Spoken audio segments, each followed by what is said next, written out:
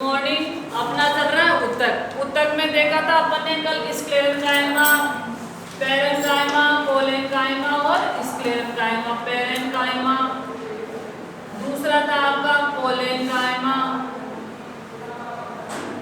कोलेंकाइमा और तीसरा क्या था आपका स्क्लेरेंकाइमा।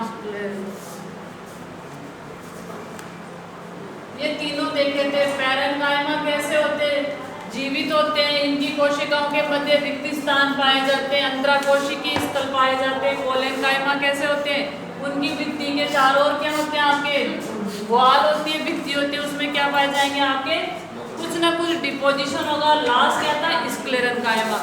ठीक है, स्क्लेरेंकाइमा कैसे होते हैं, मृत उत्तक होते हैं और जो आपके जंतु पादप है उनको क्या प्रदान करते हैं आपके दृढ़ता प्रदान करते हैं। जैसे जो नारियल के बाहर जो बाल बाल दिखते हैं, आप जिसको नारियल की जटा बोलते हो, वो कौन होता है आपका स्क्लेरेंकाइमा होता है। ठीक है, तो ये देखा था अपन ने उत्तक। इसके अलावा छिलकों में भी पाए जाते हैं। अब देखो उत्तक के अलावा क्या होते हैं, जैसे आपके पढ़ेंगे अपन रंध्र।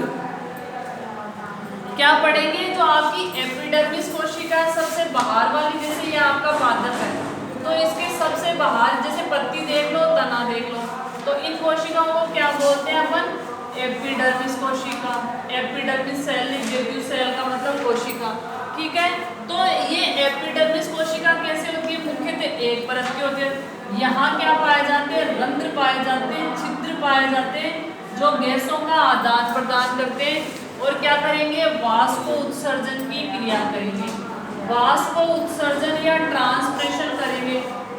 तो आज पढ़ेंगे अपन रंध्र की संरचना। आपकी बुक में ऐसे ऐसे चित्र दे रखे हैं रंध्र के छोटे छोटे, फिर ऐसे दे रखे हैं, तो उससे पार नहीं पड़ेगी, मैं आपको अच्छे से एक्सप्लेन कर देती हूँ। तो आप पढ़ेंगे अपन आज रंध्र की संरचना। ये भी क्या आपके इसी का एक पार्ट है। तो अपन देखते हैं रंध्र की संरचना।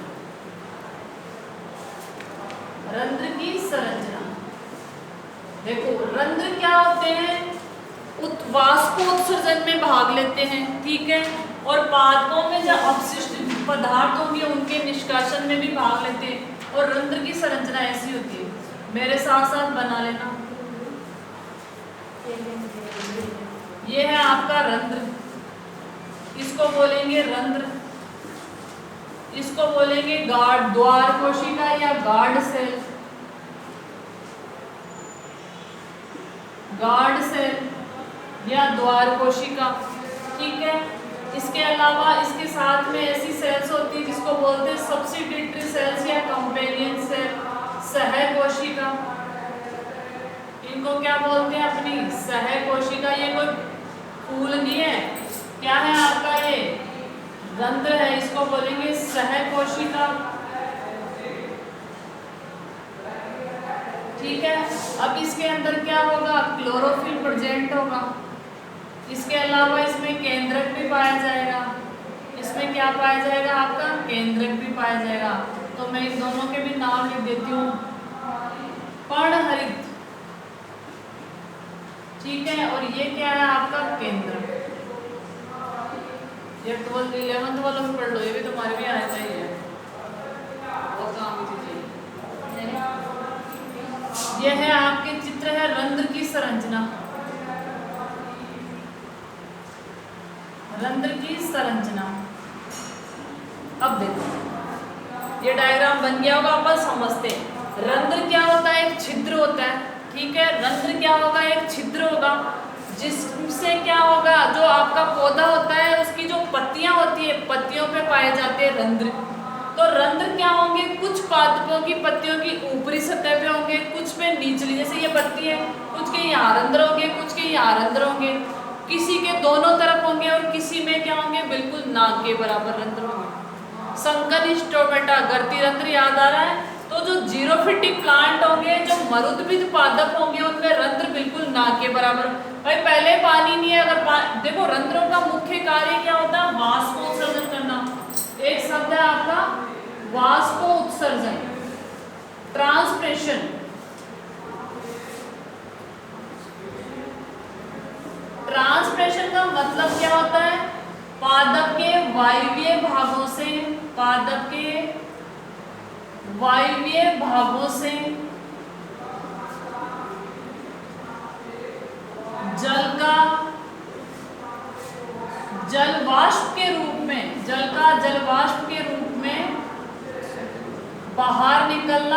वाष्पोत्सर्जन करना, ठीक है। बाहर निकलना क्या कहलाता है आपका? वाष्पोत्सर्जन, ठीक है। तो रंध्रों का मुख्य कार्य होता है वाष्पोत्सर्जन। जैसे अपन ने पौधे को पानी पिलाया, ठीक है, तो क्या करेगा वो? पानी को जड़ों से लेगा जाइलम तक की वजह से, जाइलम से पानी लिया जाता है और फ्लोएम से खाद्य पदार्थ। पादपों में जाइलम और फ्लोएम पाए जाते हैं, वो भी ऊतकों का ही प्रकार है। जल जाइलम से ग्रहण करता है और खाद्य पदार्थ फ्लोएम से। भोजन कहाँ बनता है पादपों में? पत्तियों में। किस प्रक्रिया से? प्रकाश संश्लेषण से। और पत्तियों को क्या कहा जाता है? पादप का किचन, रसोई घर कहा जाता है, क्योंकि भोजन बन रहा है, ठीक है। अब देखो जो रंध्र होते हैं वो वाष्पोत्सर्जन करेंगे, और पौधे वाष्पोत्सर्जन इसलिए करते हैं ताकि वो गर्मी से बच सके। अगर पौधे वाष्पोत्सर्जन नहीं करेंगे तो बाहर का तापमान ज्यादा है और पौधे जल के मर के भ्रष्ट हो जाएंगे। इनके पास ऐसा तो है नहीं कि एसी लगा ले, कूलर लगा ले, या फिर अपने घर पे नॉक करके आ जाए, भाई आज बाहर गर्मी पड़ रही है थोड़ी देर मुझे भी ढालो। ऐसा कोई इनके पास व्यवस्था है नहीं। इनके पास प्रकृति ने क्या व्यवस्था की है? वाष्पोत्सर्जन करो तुम।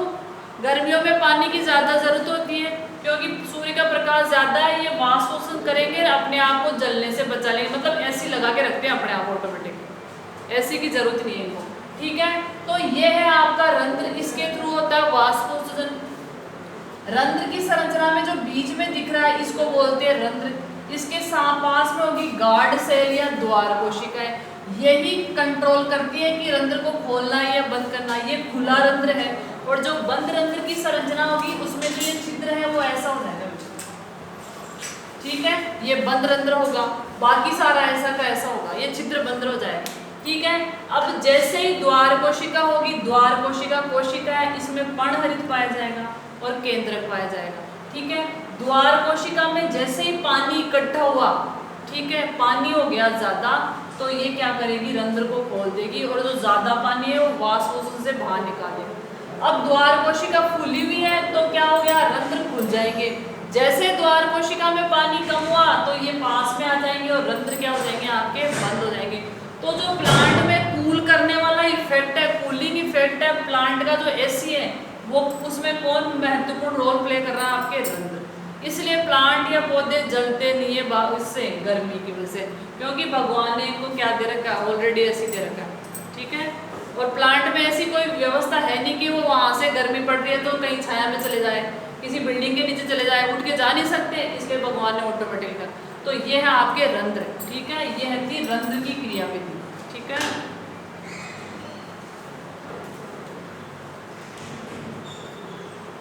अब देखो यहाँ से एक क्वेश्चन आपके ऐसे भी बनता है, जो मरुस्थलीय पादप होंगे उनमें क्या होंगे? रंध्र कम होंगे। क्यों? क्योंकि पहले पानी की कमी है, अगर रंध्र ओपन होंगे या रंध्र की संख्या ज्यादा होगी तो पानी वाष्पोत्सर्जन से वैसे उड़ जाएगा और वो पौधे मर जाएंगे।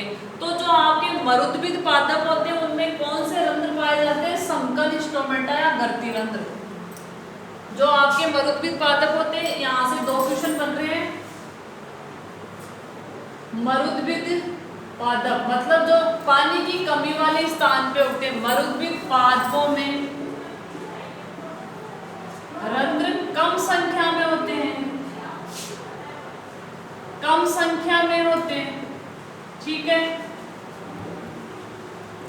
दूसरा कैसे रंध्र होंगे? गर्ती रंध्र, गर्ती रंध्र पाए जाएंगे। ये गर्ती रंध्र का मतलब है कि जैसे ये रंध्र है, ये पत्ती है आपकी, ठीक है, ये पत्ती है, इसमें रंध्र अंदर की तरफ होंगे तो सूर्य का प्रकाश सीधा नहीं पड़ेगा और वाष्पोत्सर्जन क्या होगा? आपका कम। ये दोनों अनुकूलन है मरुस्थलीय पादपों के। क्या है? आपके अनुकूलन है या अडप्टेशन है। देख लो आप लोग, इसको चित्र बना लो।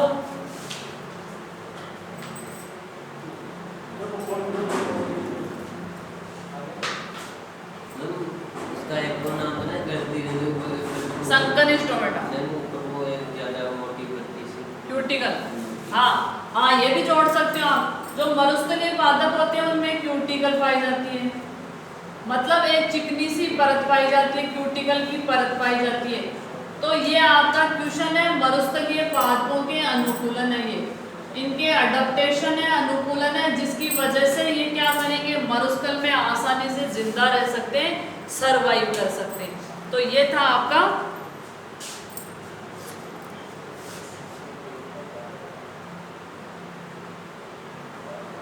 ठीक है। अब देखो अपन चलते छाल पे। अब चलते हैं छाल। तो जो आपकी छाल होती है उसमें पाए जाते हैं क्या, आपके उसमें भी रंध्र पाए जाएंगे।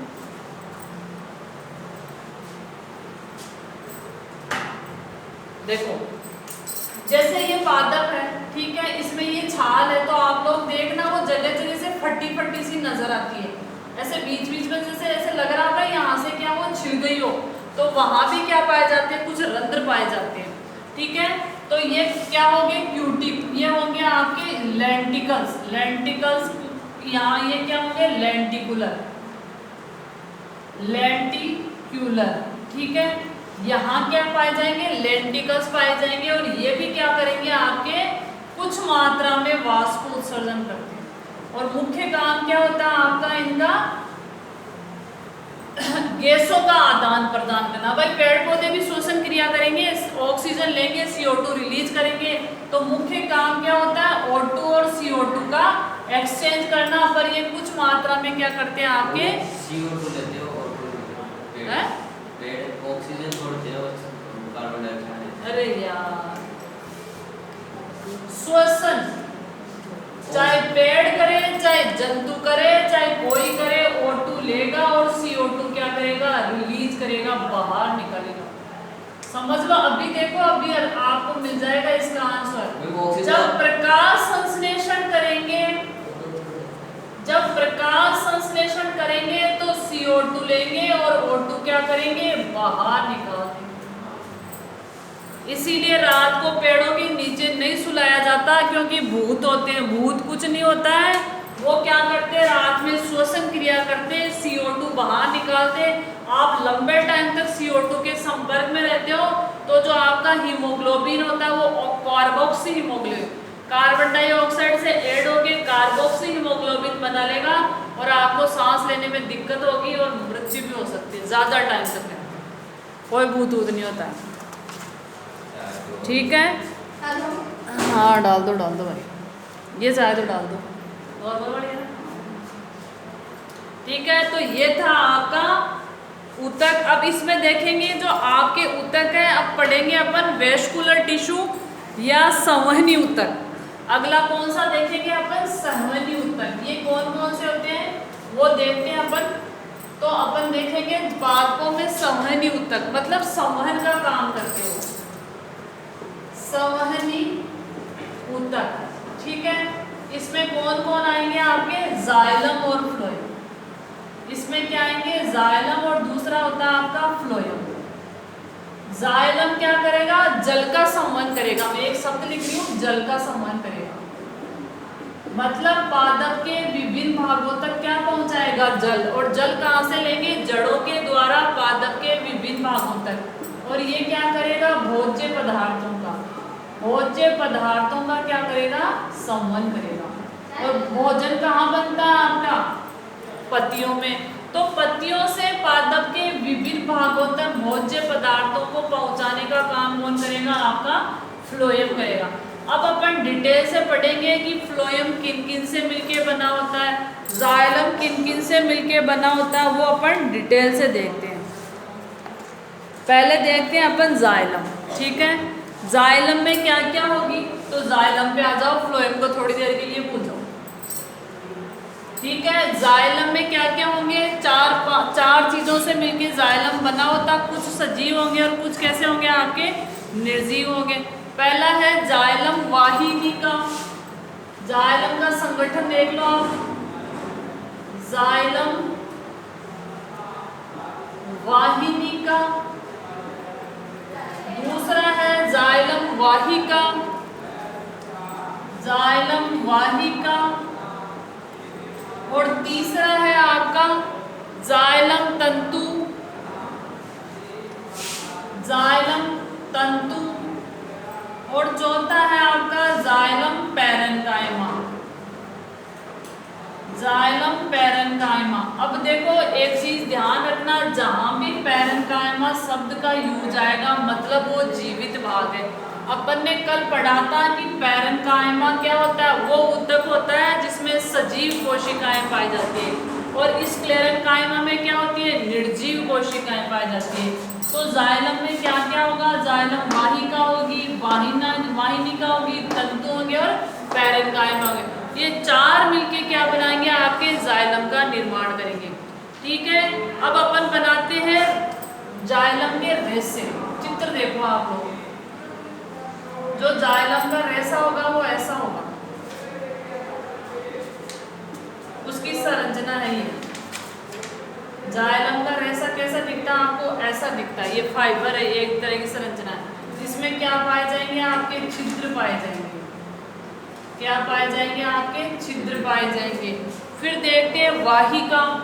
वाहिका कैसी होगी आपकी, ऐसी होगी। ये क्या है आपकी वाहिका है, ये क्या है आपकी जाइलम वाहिका। इसमें भी क्या पाए भाई, जाइलम का मुख्य काम क्या है, पानी का संवहन करना। तो इसमें छिद्र नहीं होंगे तो पानी कैसे जाएगा, तो जाइलम वाहिका में भी क्या होगा, आपका छिद्र होगा। फिर है जाइलम पैरेन्काइमा। ये कैसी कोशिका होगी आपकी, जीवित कोशिका होगी। जाइलम पैरेन्काइमा कैसी कोशिका होती है आपकी, जीवित कोशिका। और जीवित कोशिका होगी तो आपको पता है जीवित कोशिका में क्या पाया जाता है, केंद्रक। कोई भी कोशिका जीवित होगी तो उसमें क्या पाया जाएगा, आपका केंद्रक। तो इस तरीके से आपका जाइलम होता है। आपका जाइलम में क्या होगा, वाहिका होगी, वाहिनिका होगी और पैरेन्काइमा सेल होगी। ठीक है, तो ये था आपका जाइलम का संगठन। अब आपका होमवर्क ये है कि आपके जाइलम से रिलेटेड सबसे पहले लिखोगे जाइलम का कार्य। ये होमवर्क है आपका।